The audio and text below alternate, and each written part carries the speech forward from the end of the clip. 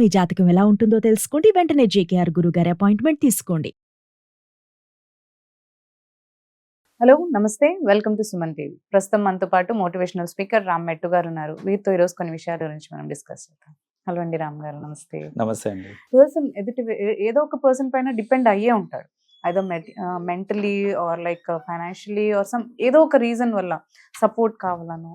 So ఒక వ్యక్తి like ఎంతవరకు డిపెండెంట్ ఉండొచ్చు అని అంటారు. సో దీన్ని ఎలా తీసుకోవాలంటారు? ఈ అటాచ్మెంట్స్ ని కానీ డిపెండెన్సీని కానీ ఎంతవరకు మనం దాన్ని తీసుకోవాలి, ఎంతవరకు వాటిని వదిలిపెట్టాలి అంటారు? Actually man is a social animal అని అంటారు. సో బేసిక్ గా ఏంటంటే మనం అట్లా డిజైన్ చేయబడుతున్నారు. So basically you are hard wired అనమాట. ఏంటంటే మనకి అటాచ్మెంట్స్, మనకి రిలేషన్షిప్స్ ఇంపార్టెంట్.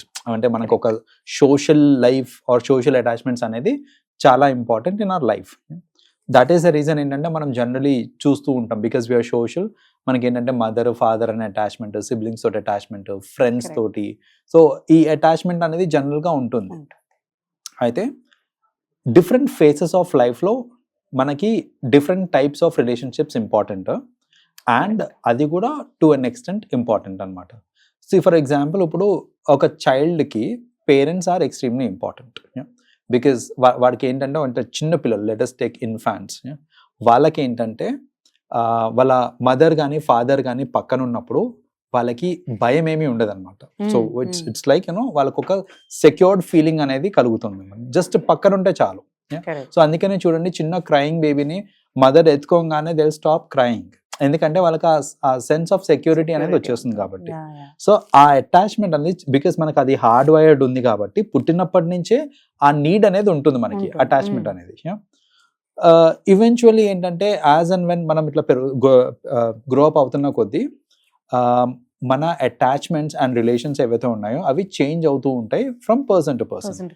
అంటే చిన్నప్పుడు నేను ఎంత అటాచ్డ్ ఉన్నానో పేరెంట్స్ కి, నేను as and when I grow up ఆ అటాచ్మెంట్ అనేది కొంచెం తగ్గుతుంది, because there are other people in life now. మనకి ఇప్పుడు ఫ్రెండ్స్ అవ్వచ్చు, లేకపోతే స్పౌజ్ అవ్వచ్చు, అట్లా ఎవరన్నా కావచ్చు. మనకి ఏంటంటే అదర్ పీపుల్ ఉన్నప్పుడు ఈ అటాచ్మెంట్ అనేది మారుతూ ఉంటుంది, different place.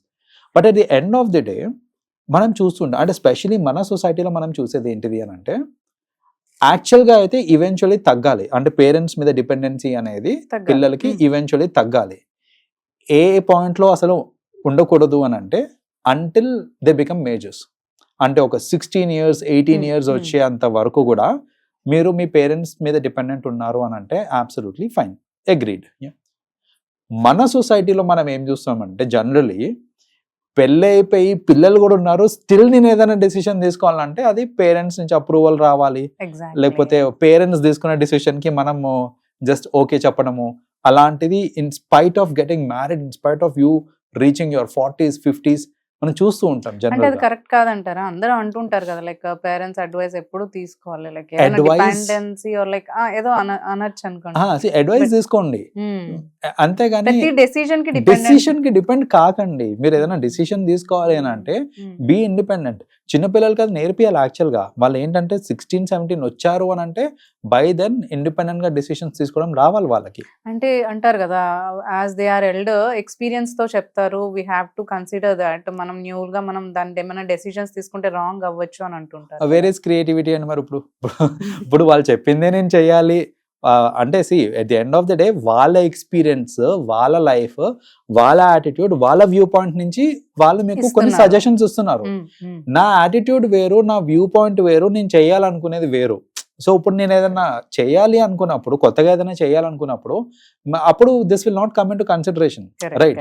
At the end of the day ఇప్పుడు చూడండి, చాలా మంది డబ్బులు సంపాదించే దగ్గర కూడా మనం చూస్తుంటాం, స్పెషల్లీ చాలా మంది కష్టపడతా ఉంటారు డబ్బులు సంపాదించడానికి. డబ్బులు సంపాదించడం ఒక ఎత్తు అయితే దాన్ని మెయింటైన్ చేసుకోవడం, దాన్ని కరెక్ట్ ఖర్చు పెట్టడం ఇంకో ఎత్తు. అది చాలా మందికి రాదు. అండ్ మేము చూస్తుంటాం స్పెషల్లీ ఈ కరెంట్ జనరేషన్ లో మనీ మేనేజ్మెంట్ అనేది అసలు చాలా మందికి రాదు, ఇప్పటికీ కూడా చాలా మందికి రాదు. ఎందుకు రాదు అని అంటే బికాస్ నేర్చుకోలేదు. మనం పెరిగాము, మనం సంపాదిస్తున్నాము, నాకు డబ్బు వస్తుంది, ఆ వచ్చిన డబ్బుని నేను కరెక్ట్ గా ఎలా మేనేజ్ చేసుకోవాలి అనేది నేను నేర్చుకోలేదు. ఎందుకు నేర్చుకోలేదు అంటే బికాస్ ఐ వాజ్ డిపెండెంట్. నేను మా పేరెంట్స్ మీద లైక్ ప్రతిదీ ఏదున్నా సరే, పర్చేసింగ్ డిసిషన్ కానివ్వనండి, నేను బట్టలు కొనుక్కోవాలన్నా సరే ఎక్కడికి వెళ్ళాలి, ఏ స్టోర్కి వెళ్ళాలి, ఎన్ని బట్టలు కొనుక్కోవాలి, ఇవన్నీ అక్కడి నుంచే డిపెండెన్సీ ఉంటుంది మనకి. ఒక బండి కొనుక్కోవాలన్నా ఏం బండి కొనుక్కోవాలి. సో ఈ ప్రతి దాంట్లో ఏంటంటే డిపెండెన్సీ అండ్ స్పూన్ ఫీడింగ్. నేను చూస్తుంటానండి కొన్నిసార్లు ఈ పర్చేసింగ్ అన్ని పక్కన పెట్టేసేయండి. నేను 15-16 years ఒక అబ్బాయికి వచ్చినాయి అంటే they can be by themselves. సిటీలోనే ఒక పాయింట్ నుంచి ఇంకో పాయింట్ కి వెళ్ళటానికి కూడా చాలా మంది పేరెంట్స్ దే అసిస్ట్ అండి. నాకు అర్థం కాదు, లైక్ నువ్వు ఇప్పుడు బ్యాంక్కి వెళ్ళాలనో లేకపోతే ఎక్కడికైనా వెళ్ళాలన్నా కూడా నేను కూడా నీతో వస్తాను, నేను తీసుకెళ్తానని చెప్పి ఇక్కడ పిక్ చేసుకొని ఇక్కడ డ్రాప్ చేసి ఆ తర్వాత ఆ పని అంతా కంప్లీట్ అయ్యేంత వరకు వెయిట్ చేసి మళ్ళీ వాళ్ళే దగ్గరుండి తేవటము. అలా కాకుండా leave them, let them explore. ఏంటి పబ్లిక్ ట్రాన్స్పోర్టా, మెట్రోలో పోతానా లేకపోతే ర్యాపిడో బుక్ చేసుకుంటానా, నువ్వు చెయ్యి by yourself. They are you know at an age where they can be by themselves, right? So అలాంటి ఏజ్ లో కూడా స్పూన్ ఫీడింగ్ ఇవ్వటము, రైట్? ప్రతిదీ ఇంకా పేరెంట్సే దగ్గరుండి చేయటము. కొన్నిసార్లు వస్తుంటారండి మన ట్రైనింగ్ ఇన్స్టిట్యూట్కి, దే కమ్. వాళ్ళు వెళ్ళేది యుఎస్కి అట్లా వెళ్ళటానికి మన దగ్గర ట్రైనింగ్ అవి ఉంటాయి అనమాట. వాళ్ళు యుఎస్కి వెళ్ళడానికి చూస్తున్నారంటే ఖచ్చితంగా వాళ్ళు బీటెక్ 3rd, 4th year లో ఉంటారు. బీటెక్ 3rd, 4th year లో ఉన్న స్టూడెంట్స్ని కూడా పేరెంట్స్ దగ్గరుండి తీసుకొని వచ్చి కూర్చోబెట్టి వాళ్ళ క్లాస్ అయ్యేంత వరకు వెయిట్ చేసి తీసుకెళ్ళడం, ఇది చూస్తుంటే నాకే ఒక్కోసారి అనిపిస్తుంది వీళ్ళకి ఏంటి ఇండిపెండెన్స్ లేదా అనేసి. సో ఇవన్నీ చేయటం వల్ల ఏమవుతుంది అని అంటే ఆ డిపెండెన్సీ అనేది క్రియేట్ అయిపోతుంది. అండ్ అలా అవ్వటం వల్ల ప్రాబ్లం ఏంటంటే రేపు పొద్దున్న మీరు లేరనుకోండి చూసుకోవడానికి, they will not be able to survive. వాళ్ళు పడే పాటలు ఇవన్నీ నెక్స్ట్ లెవెల్లో ఉంటాయి. అదే మీరు చిన్నప్పటి నుంచి నేర్పించారనుకోండి ఎలా ఇండిపెండెంట్ గా ఉండొచ్చు అనేసి. ఒక రిలేషన్ లో టు అన్ ఎక్స్టెంట్ డిపెండ్ అవ్వచ్చు మనము. సో ఎక్స్ట్రీమ్ డిపెండెన్సీ లేకుండా వాళ్ళు ఎలా they can be by themselves అనేది ఫస్ట్ నుంచే మనం ట్రైన్ చేసామంటే కనుక they will be able to, వాళ్ళు ఎంత హార్డ్షిప్ వచ్చినా కూడా దాన్ని వాళ్ళు ఎదుర్కోగలుగుతారు వాళ్ళు. ఇప్పుడు బిఫోర్ అంటున్నారు, ఇప్పుడు కొంతమందిని మనం చూస్తే మ్యారేజ్ తర్వాత కూడా పేరెంట్స్ గర్ల్స్ కి తక్కువ, బట్ బాయ్స్ సైడ్ అయితే వాళ్ళ ఇన్వాల్వ్మెంటే ఉంటుంది. నువ్వు పొద్దున ఏం తినాలి, ఏం వేసుకోవాలి, స్పౌస్ కి వదిలేయకుండా నువ్వు ఎక్కడికి వెళ్ళాలి, ఏం జాబ్ చేయాలి, ఇంట్లోకి ఏం వస్తువులు తెయ్యాలి అనేది కూడా మదర్ డిసైడ్ చేస్తారు. Exactly. So that is what ఏంటంటే ఇలా ఈ చిన్నప్పటి నుంచి అది అలవాటు అయిపోయి వాళ్ళు ఏమనుకుంటారంటే అరే నా కొడుకుని చెప్పడం తప్పేంటి అని అనుకుంటారు. తప్పేం లేదు, చెప్పుకోండి, కానీ మీ కొడుకుని మీరే పాడు చేస్తున్నారు అక్కడ. సో అలా కాకుండా ఆ రెస్పాన్సిబిలిటీస్ ని కూడా ఎప్పుడో ఇచ్చేసి ఇనీషియల్ గైడెన్స్ వరకు ఇవ్వండి. వన్స్ వాళ్ళకి వాళ్ళు చేయగలుగుతున్నారు అన్నప్పుడు వదిలేసేయండి, ఆ రెస్పాన్సిబిలిటీస్ ఇవ్వండి. సో ఫ్యామిలీస్ లో రెస్పాన్సిబిలిటీస్ డెలిగేట్ చేసినప్పుడు దే విల్ లెర్న్. అప్పుడు ఏంటంటే ఈ టు అన్ ఎక్స్టెంట్ ఏదైతే డిపెండెన్సీ మనకు కావాలో ఆ సపోర్ట్, ఎమోషనల్ సపోర్ట్ కానివ్వండి, సో ఈ సపోర్ట్ సిస్టమ్ అనేది ఉంటుంది మనకి. అట్ ది సేమ్ టైం ఈ సపోర్ట్ సిస్టమ్ తెగినప్పుడు లేకపోతే ఏదైనా డిస్టర్బెన్సెస్ వచ్చినప్పుడు ఎవ్వరికి ఇంపాక్ట్ కాకుండా ఉంటుంది.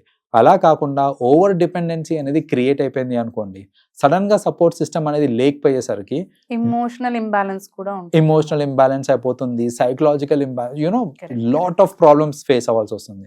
సో అందుకనే ఏంటంటే ఎస్ మనకి సపోర్ట్ ఉండాలి, అది ఫ్యామిలీ నుంచి అవ్వచ్చు, మన ఫ్రెండ్స్ నుంచి అవ్వచ్చు. ఆ సపోర్ట్ ఎంతవరకు ఉండాలో అంతవరకు మాత్రమే ఉండాలి. Over dependent on any of these will actually lead to negative consequences. Exactly. Well said. Yeah. Thank you, Andy. Thank you so much. Yeah. Thanks, Andy.